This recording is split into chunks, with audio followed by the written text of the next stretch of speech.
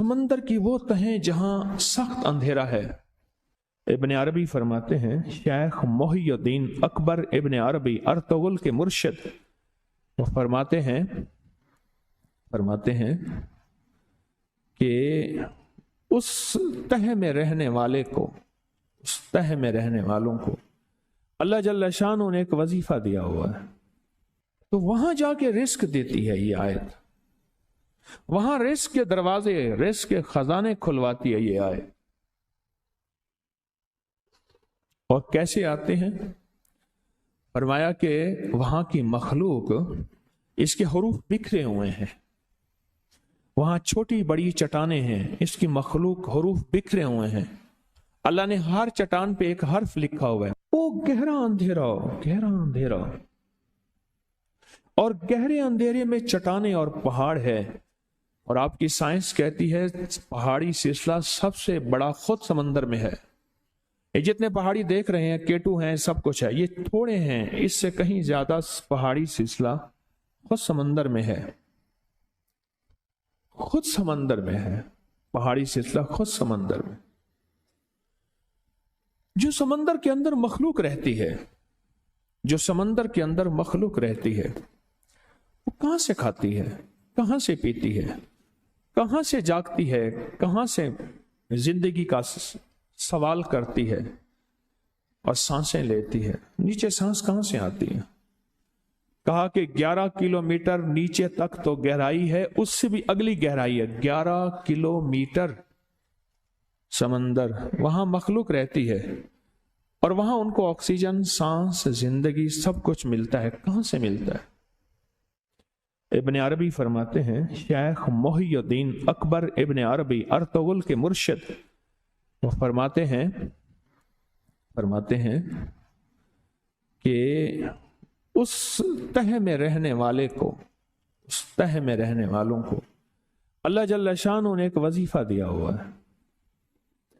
مینڈک کا اپنا وظیفہ ہے، شیر کا وظیفہ، بظاہر ہم کہتے ہیں شیر دھاڑ رہا ہے، لیکن یہ ذکر کر رہا ہے۔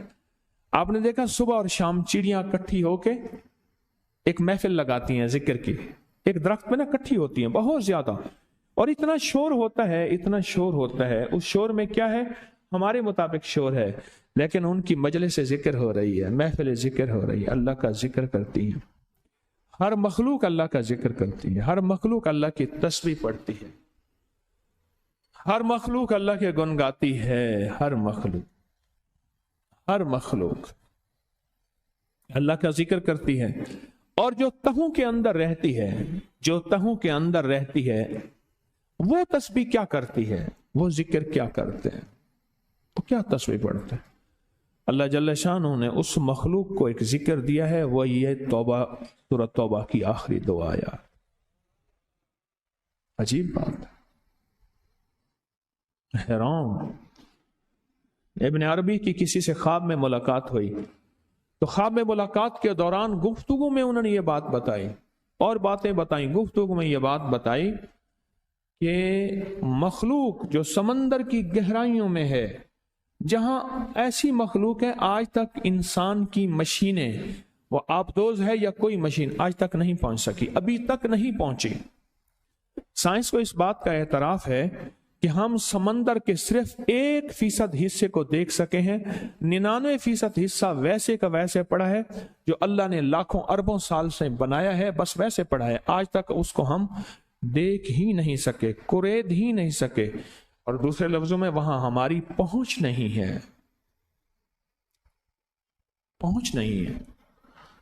وہاں کون روٹی دیتا ہے، وہاں کون رزق دیتا ہے، وہ کون برکت دیتا ہے، وہ کون صحت دیتا ہے، وہ کون بچے پلواتا ہے، وہ کون نشو و نما کرتا ہے، کون ہے جو وہاں نشو و نما کرتا ہے؟ وہ قرآن اور قرآن پاک کی یہ آیت ہے، سورۃ توبہ کی آخری 2 آیات۔ تو وہاں جا کے رزق دیتی ہے یہ آیت، وہاں رزق کے دروازے، رزق کے خزانے کھلواتی ہے یہ آیت۔ اور کیسے آتے ہیں؟ فرمایا کہ وہاں کی مخلوق، اس کے حروف بکھرے ہوئے ہیں، وہاں چھوٹی بڑی چٹانیں ہیں، اس کی مخلوق حروف بکھرے ہوئے ہیں، اللہ نے ہر چٹان پہ ایک حرف لکھا ہوا ہے. مثلا لقد جاءکم رسول، لام ایک جگہ لکھا ہے، کاف ایک جگہ لکھا ہے، دال ایک جگہ لکھا ہے، رے را ایک دفعہ لکھا ہے، سین سا ایک دفعہ لکھا ہے، واو وا ایک دفعہ لکھا ہے، لام. یہ حروف لکھے ہوئے ہیں. اور مخلوق کیا کرتی ہے؟ سارا دن ان پہاڑوں میں سے اپنی مرضی کا ذکر رزق کھاتی ہے. ہر حرف سے ایک علیحدہ رزق ملتا ہے، ہر حرف سے ایک علیحدہ نعمت ملتی ہے، ہر حرف سے ایک علیحدہ ذائقہ ملتا ہے، ہر حرف سے ایک علیحدہ چاشنی ملتی ہے، ہر حرف سے ایک علیحدہ ٹیسٹ ملتا ہے، اور ہر حرف کی جو رزق ہوتا ہے اس کی شکل منفرد ہوتی ہے.